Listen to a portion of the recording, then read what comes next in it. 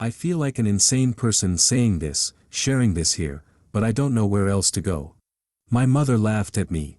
My own mother. She said it was just a nightmare, sleep paralysis, she said.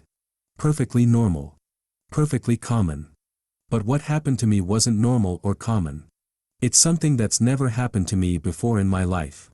My mind's going a mile a minute and I can't get my head straight because even now, 12 hours later at 3 in the afternoon, my heart's pounding. I keep looking over my shoulder, expecting to see it there. To see him. I need help. I need help, I need help, I need help. But who's going to believe me? Fuck. Let me explain things. I live in an apartment. Nothing big. A single bedroom in an unremarkable part of town, not bad, not good. Just there. Last night I went to bed at the same time as I always do, 10 p.m. after brushing my teeth, turning on my sleep app, and reading my book. I fell asleep in about half an hour. Let's call it 10:30. I'm a side sleeper. Always have been. I'll either sleep facing my bedroom, or toward the wall and the window.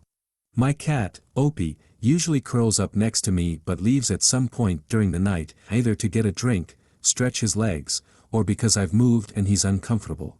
Either way, he'll rarely stay with me throughout the whole night. I'm a fairly light sleeper, so usually when he wakes up and decides to leave, I'll stir briefly before drifting back to sleep.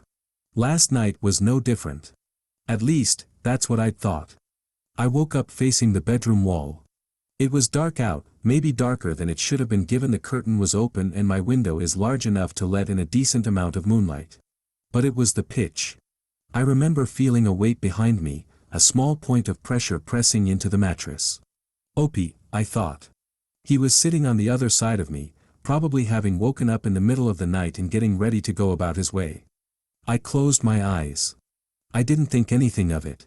But then the weight shifted, it pressed down harder, heavier than any cat could be, and my eyes shot open. I couldn't move. I lay there, staring at the wall, my skin prickling and a sensation deep inside of me telling me that something wasn't right. That I wasn't safe. I tried to roll, to confront the strangeness behind me if only to prove that it wasn't there. My body merely rocked back and forth. And then a shadow crept over me. Darkness within the darkness, something deeper than the black of my bedroom. It stretched across my mattress, my sheets, and my breath froze. Still unable to move, I could only gaze sideways as it inched across my wall like a phantom. Something caught my eye. A glint in the window glass. A shape, leaning on my mattress with long arms, its torso bent over and examining me. It looked human, almost. Like a man dressed in a pale cloak, and yet what was underneath it couldn't have been human. It was hard to make out. Difficult to see in the dim, but the man, the creature standing behind me, had no eyes. Where its eyes should have been sat a crown of thorns, and behind that were two deep gouges, rough and bleeding as though carved with a rock. But worst of all was its nose. It didn't have one, not in a human sense. Instead, a long snout protruded from its face, hairless like a pig's and mangled. Its weight shifted on the mattress. The creature moved toward my legs, my feet. I could no longer see it in the reflection of the windowpane, but I could feel it. Hear it. Its nostrils were flaring with gusts of warm air as it moved along my body. It was smelling me, I realized. Taking my scent. It worked its way up to my throat, taking short sniffs, and then it stopped. My heart shuddered in my ribcage as I heard something unfurl. The next moment something heavy and rancid fell over me, and I knew it was that thing's cloak. The pale one. Except now that I was beneath it, feeling its texture against my cheek, I knew that it wasn't fabric. It was flesh. Once more it pressed its flaring snout against my neck, but this time I felt its jaws open. I felt its jaws wrap around my neck, and its teeth scrape across my skin. I opened my mouth to speak, to scream, but the words wouldn't come out. All I could manage was a slurred whimper. Its decrepit fingers crept into my hair, gripping it and pulling my head back. Its jaws moved from my neck and its snout touched the corner of my ears, and then it spoke. Or at least, I think it did. Its voice was a mess, like human vocal cords pulled apart piece by piece and rearranged into something twisted. Still, I recognized one word. My name. At that moment something overcame me. Panic. Fear. I don't know what it was, but I rioted. I rocked my body back and forth with everything I had, knowing that if I didn't break this spell then I was going to die in my bed. All the while the monster kept speaking to me in that unintelligible voice, scraping against my neck with its teeth, painfully gripping my skull with its long fingers. Tears welled in my eyes as I threw everything I had into my shoulder, everything I had into rolling over and breaking this paralysis. And I succeeded. My body lurched and I flipped sideways, my voice cracking as I prepared to confront my death. But it wasn't there. The darkness of my bedroom greeted me, quiet and still. In the corner of the room, my fan spun in lazy circles, blowing air across an empty hardwood floor. There was nobody. Nothing at all but me. Heart pounding, I sat up. My eyes scanned the room 10 times, then I scanned it 10 times more. I looked out the bedroom window and saw my empty balcony, the moon drifting back from behind a series of clouds.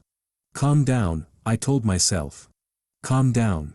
I did a breathing exercise, in through the nose, out through the mouth, all the while reminding myself that I was too old for these kinds of nightmares. I lay back in my bed. So often at night, we have moments like these, moments where we're halfway between the dream world and our reality, and it becomes difficult to discern where one word ends and the other begins. I felt like that then. Or at least, I thought I did. I thought it was just as my mother would later suggest, a bad case of sleep paralysis. A vivid night of terror. Then my door creaked open. I watched as my cat, Opie, crept into the room growling. His tail was straight up, his ears pulled back, and he looked at me and made a sound he'd never made before in his life. A hiss. He was hissing and growling in turn, stalking back and forth in the center of the bedroom. I slipped from my covers, my feet pressing against the cold hardwood floor. There wasn't any such thing as monsters. Opie probably was reacting to my overreaction, and now I'd gotten him scared to death. Poor guy. I bent down to pick him up, but he squirmed away. Bolted from the room. Confused, exhausted, and emotionally drained, I gave up and turned back to my bed. Something looked back at me from the window. Not from the other side of it, but from within the glass. A reflection. A face with a crown of thorns covering 2 gouged eyes. I stumbled backward, mouth dry, before spinning around and confronting nothing at all. The same empty bedroom I'd always been in. I looked back to the window and saw only my reflection. No monster. Just a grown man who'd seen one too many horror movies. Shaking my head, I resolved to sleep with the light on in a last-ditch effort to get over this childlike paranoia. As I crawled back into my covers though, I noticed a notification on my phone. My sleep app had registered a new recording. That brings me to now. I've had nightmares before, I've had night terrors and even sleep paralysis. I know what that's like.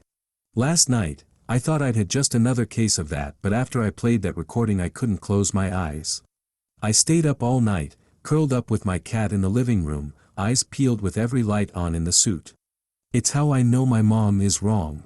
See, the sound that my sleep app picked up wasn't me snoring, it was something else. A voice, I think. I've attached it here in case anybody can help me make heads or tails of it, but please use your discretion. Whatever this thing is, it isn't human. If I'm being honest, I don't even know if it's safe to listen to. But I feel like there's a message inside of the audio. I feel like that creature was trying to tell me something, and I'm afraid that none of this will end until I hear it.